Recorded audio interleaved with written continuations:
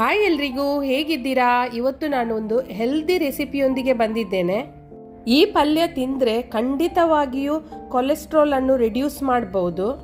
ಅಷ್ಟೇ ಅಲ್ಲದೆ ವೆಯ್ಟ್ ಲಾಸಿಗೆ ಹೇಳಿದಂಥ ತರಕಾರಿ ಇದು. ಬನ್ನಿ ನೋಡುವ ಹೇಗೆ ಮಾಡೋದಂತ. ಈ ತರಕಾರಿ ಹೆಸರು ಕೂಸ, ಮ್ಯಾರೋ ಅಂತ ಹೇಳ್ತಾರೆ ಇದಕ್ಕೆ ಕನ್ನಡದಲ್ಲಿ ಅಂತ ಹೇಳ್ತಾರೆ ನನಗೆ ಗೊತ್ತಿಲ್ಲ. ನಿಮಗೆ ಗೊತ್ತಿದ್ರೆ ಕಮೆಂಟ್ ಮಾಡಿ ತಿಳಿಸಿ ಆಯಿತಾ. ಇದನ್ನು ನೀರಲ್ಲಿ ನೋಡಿ ಸರಿಯಾಗಿ ಮೊದಲು ನಾನು ತೊಳೆದಿದ್ದೇನೆ. ನೋಡಿ ಸರಿಯಾಗಿ ತೊಳ್ತಂದಿದ್ದೇನೆ. ಇದನ್ನು ಈ ರೀತಿ ಕಟ್ ಮಾಡಬೇಕು. ಇದರ ಸಿಪ್ಪೆ ಎಲ್ಲ ತೆಗಿಲಿಕ್ಕೆ ಉಂಟು. ನೋಡಿ ಸಿಪ್ಪೆಯನ್ನು ತೆಗಿತಾ ಇದ್ದೇನೆ. ದಪ್ಪ ತೆಗಿಬಾರ್ದು, ತುಂಬಾ ತೆಲುವು ಸಿಪ್ಪೆ ತೆಗಿಬೇಕು ಇದರದ್ದು. ಇದು ನೋಡ್ಲಿಕ್ಕೆ ಒಂಥರ ಜುಕ್ಕಿನಿ ರೀತಿಯಲ್ಲಿ, ನೋಡಿ ಜುಕ್ಕಿನಿ ರೀತಿನೇ ಕಾಣ್ತಾ ಉಂಟು, ಆದ್ರೆ ಜುಕ್ಕಿನಿ ಅಲ್ಲ. ಇದಕ್ಕೆ ಮ್ಯಾರೋ ಅಂತ ಹೇಳ್ತಾರೆ, ಕೂಸ ಅಂತಾನು ಕರೀತಾರೆ. ಇದಕ್ಕೆ ಒಳ್ಳೆಗ್ತದೆ ಇದು ಪಲ್ಯ ಮಾಡಿದ್ರೆ.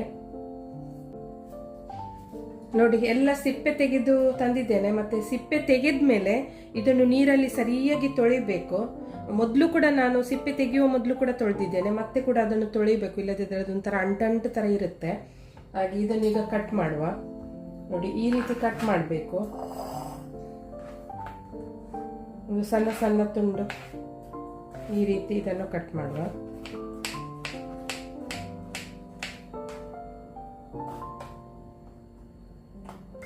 ಇದು ತುಂಬಾ ಇದು ಇದೆ, ಅಂದ್ರೆ ಟೆಂಡರ್ ಇದೆ. ಇದು ಎಳತ್ತು ಅಂತ ಹೇಳ್ತಾರಲ್ಲ, ಟೆಂಡರ್, ಆ ರೀತಿ ಇದೆ. ಒಳ್ಳೆದಾಗ್ತದೆ ಇದರ ಪಲ್ಯ ಮಾಡಿದ್ರೆ.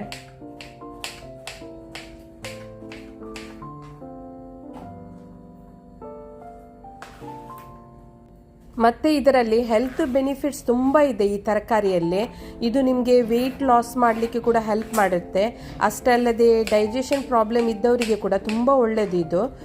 ಕೆಲವರಿಗೆ ಕಾನ್ಸ್ಟಿಪೇಷನ್ ಎಲ್ಲ ಇರುತ್ತಲ್ಲ, ಹಾಗೆ ಈ ತರಕಾರಿಯನ್ನು ತಿನ್ನಬೇಕು. ಅಷ್ಟೇ ಅಲ್ಲದೆ ಕೆಲವರಿಗೆ ಕೊಲೆಸ್ಟ್ರಾಲ್ ಎಲ್ಲ ಇರುತ್ತೆ ಅಲ್ಲ, ಹಾಗೆ ರೆಡ್ಯೂಸ್ ಮಾಡುತ್ತೆ ಈ ತರಕಾರಿ ಪಲ್ಯ ಮಾಡಿದರೆ ಅಲ್ಲ. ಇದರಿಂದ ಗ್ರೇವಿ ಕೂಡ ಮಾಡ್ಬೋದು, ಕರಿ ಮಾಡ್ಬೋದು. ಇಲ್ಲಿ ನಾನು ಪಲ್ಯ ಮಾಡಲಿಕ್ಕೆ ಮಣ್ಣಿನ ಪಾತ್ರೆಯನ್ನು ಯೂಸ್ ಮಾಡ್ತಾ ಇದ್ದೇನೆ. ಇದಕ್ಕೆ ನಾವು ಹಾಕುವ 2 ಟೇಬಲ್ ಸ್ಪೂನ್ ಅಷ್ಟು ತೆಂಗಿನ ಎಣ್ಣೆ ಒಳ್ಳೆ ಬಿಸಿ ಆದ್ಮೇಲೆ ನೋಡಿ 4 ಎಸಳು ಬೆಳ್ಳುಳ್ಳಿಯನ್ನು ಜಜ್ಜಿ ಹಾಕ್ತಾ ಇದ್ದೇನೆ. ಸ್ವಲ್ಪ ಬೇವಿನ ಎಲೆ,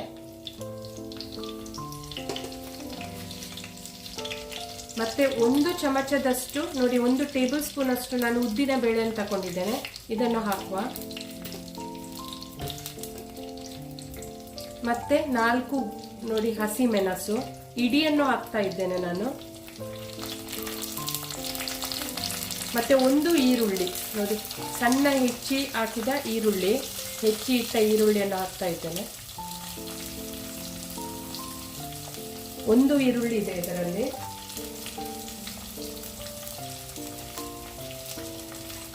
ಇದನ್ನು ಸರಿಯಾಗಿ ಸ್ವಲ್ಪ ಹೊತ್ತು ಫ್ರೈ ಮಾಡುವ. ಈ ಉದ್ದಿನ ಬೇಳೆ ಉಂಟಲ್ಲ, ಸ್ವಲ್ಪ ಬ್ರೌನ್ ಕಲರ್ ಬರುವ ತನಕ ಇದನ್ನು ಫ್ರೈ ಮಾಡಬೇಕು. ನೋಡಿ ಈ ಉದ್ದಿನ ಬೇಳೆ ಉಂಟಲ್ಲ ಬ್ರೌನ್ ಕಲರಿಗೆ ಬಂದಿದೆ, ಅಂದ್ರೆ ತಿನ್ನುವಾಗ ಕೂಡ ಕ್ರಂಚಿ ಫೀಲ್ ಆಗುತ್ತೆ, ಅಂದ್ರೆ ತರಕಾರಿ ಒಟ್ಟಿಗೆ. ಈಗ ಇದಕ್ಕೆ ಹಾಕುವ ಟೊಮೆಟೊ, ನೋಡಿ ಅರ್ಧ ಟೊಮೆಟೊವನ್ನು ಹಾಕ್ತಾ ಇದ್ದೇನೆ. ಸ್ವಲ್ಪ ಇದನ್ನು ಫ್ರೈ ಮಾಡುವ.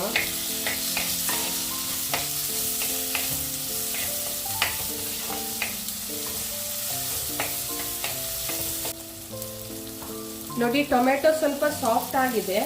ಈಗ ಇದಕ್ಕೆ ಕಟ್ ಮಾಡಿಟ್ಟ ತರಕಾರಿಯನ್ನು ನೋಡಿ ಹಾಕುವ.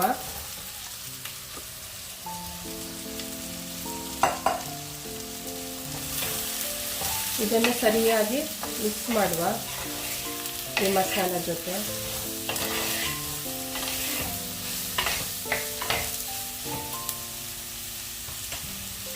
ಇದಕ್ಕೆ ರುಚಿಗೆ ತಕ್ಕಷ್ಟು ಉಪ್ಪು ಹಾಕಬೇಕು.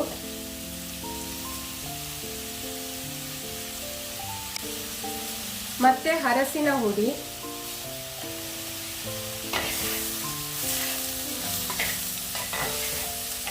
ಉಪ್ಪು ಮತ್ತು ಅರಸಿನ ಹುಡಿ ಹಾಕಿ ಸ್ವಲ್ಪ ಮಿಕ್ಸ್ ಮಾಡುವ.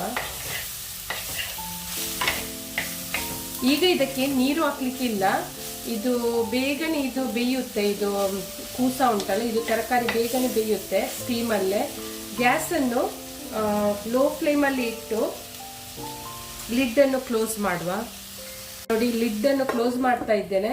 ಅಂದರೆ ಇದು ಸ್ಟೀಮಲ್ಲೇ ಒಂದು 10-15 ನಿಮಿಷದೊಳಗೆ ಇದು ಕುಕ್ ಆಗುತ್ತೆ.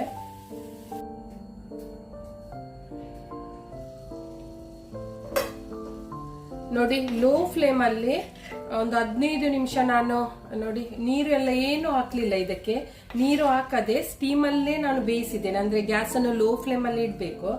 ಆಗ ನೋಡಿ ಸ್ಟೀಮಲ್ಲೇ ಒಳ್ಳೆ ಬೇಯುತ್ತೆ ಇದು. ನೋಡಿ 10-15 ನಿಮಿಷದಲ್ಲಿ ಇದು ಒಳ್ಳೆ ಕುಕ್ ಆಗಿದೆ. ತುಂಬ ಟೇಸ್ಟಿಯಾಗಿ ಬರ್ತದೆ ಈ ಪಲ್ಯ. ಮತ್ತು ಈ ಚಪಾತಿ ಮತ್ತು ರೈಸ್ ಒಂದಿಗೆ ಒಳ್ಳೆ ಕಾಂಬಿನೇಷನ್ ಆಯಿತಾ, ಒಳ್ಳೆ ಟೇಸ್ಟಿಯಾದ. ಮತ್ತು ಈ ತರಕಾರಿಯಿಂದ ಸೂಪ್ ಕೂಡ ಮಾಡ್ತಾರೆ, ಸೂಪ್ ಮತ್ತು ಗ್ರೇವಿ ಕೂಡ ಮಾಡ್ತಾರೆ ಕರಿ. ನಾನು ಗ್ರೇವಿಯ ರೆಸಿಪಿ ಹಾಕಿದ್ದೇನೆ ನನ್ನ ಚಾನೆಲಲ್ಲಿ ನೋಡಿ.